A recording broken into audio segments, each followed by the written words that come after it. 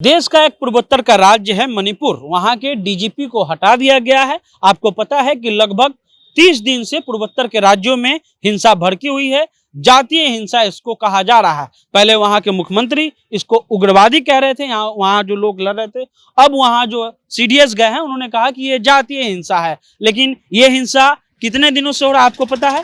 1 महीने से हो रहा है। आपने टीवी डिबेट में कितने बार देखा है, वो अलग एक विषय है। आपको पता है कि जब ये हिंसा की शुरुआत हुई और उसके बाद ये जो हिंसा अभी तक चल रहा है, 80 लोगों की जान अभी तक चली गई है। 2 दिन पहले भारत के गृह मंत्री अमित शाह भी वहां पर पहुंचे हैं।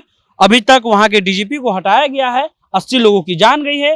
कहा जा रहा है कि जो चीन और म्यांमार के रास्ते जो एक तरह से स्मगलिंग होता था हथियार, उस हथियार को जहां रखा गया था वहां से लगभग 2500 हथियार जो हैं वहां जो समुदाय कुकी और मैतेई समुदाय में जो जंग है, एक तरह से जो जातीय उन्माद है, वो उस हथियार को उठा करके ले गए हैं और उसी हथियार का इस्तेमाल वो वहां के लोगों पर कर रहे हैं। सोचिए कि अगर ये घटना थाने में से हथियार बिहार में, बंगाल में या कांग्रेस के किसी राज्य में होता तो अब तक मीडिया कहती कि वहां पर राष्ट्रपति शासन लगा देना चाहिए, वहां की प्रशासन जो है संभाल नहीं पा रही है। लेकिन दिक्कत है कि वहां बीजेपी का शासन है।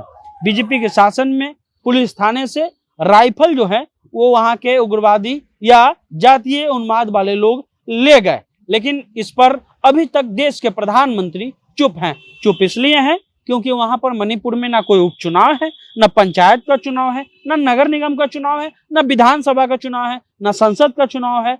किसी चीज का चुनाव नहीं है। अगर चुनाव रहता तो जरूर प्रधानमंत्री जी 1 बार, 2 बार, 3 बार, 10 बार वहां जरूर जाते। लेकिन मणिपुर का जिक्र वो अभी नहीं कर रहे हैं। मणिपुर में जब हिंसा भड़की तो कर्नाटका में चुनाव हो रहा था।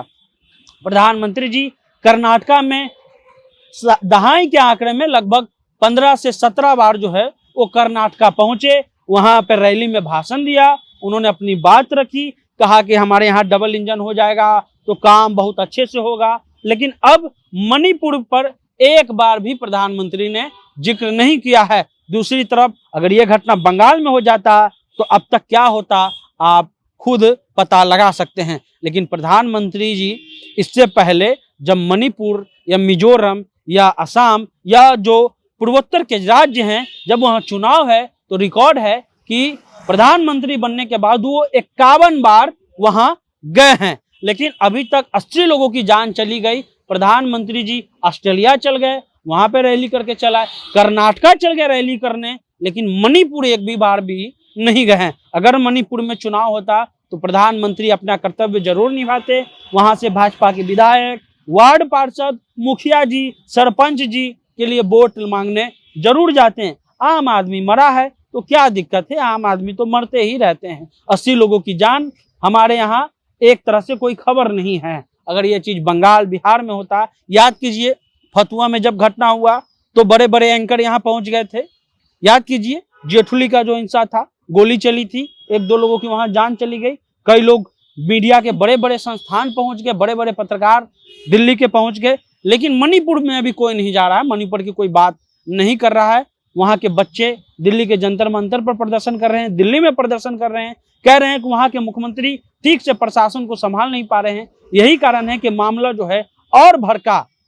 अगर दूसरा प्रदेश रहता तो अब तक राष्ट्रपति शासन की मांग हो जाती, लेकिन अभी ऐसा कुछ नहीं हो रहा है। इस मामले में आपको बता दें कि बीरेन सिंह जो वहां के मुख्यमंत्री हैं, पूरी तरह से इस मसले को लापरवाही के रूप में लिए। उन्होंने कहा कि ये जो है एक तरह से उग्रवादी है। उसके बाद कहा गया सीडीएस के द्वारा ये जातीय संघर्ष है। अभी सरकार को ये अपील करना पड़ रहा है कि जो हथियार आप लूट करके ले गए हैं थानों में से, उसको आप वापस कीजिए। देश के गृह मंत्री चुनाव के रिजल्ट होने के बाद वहां जाते हैं।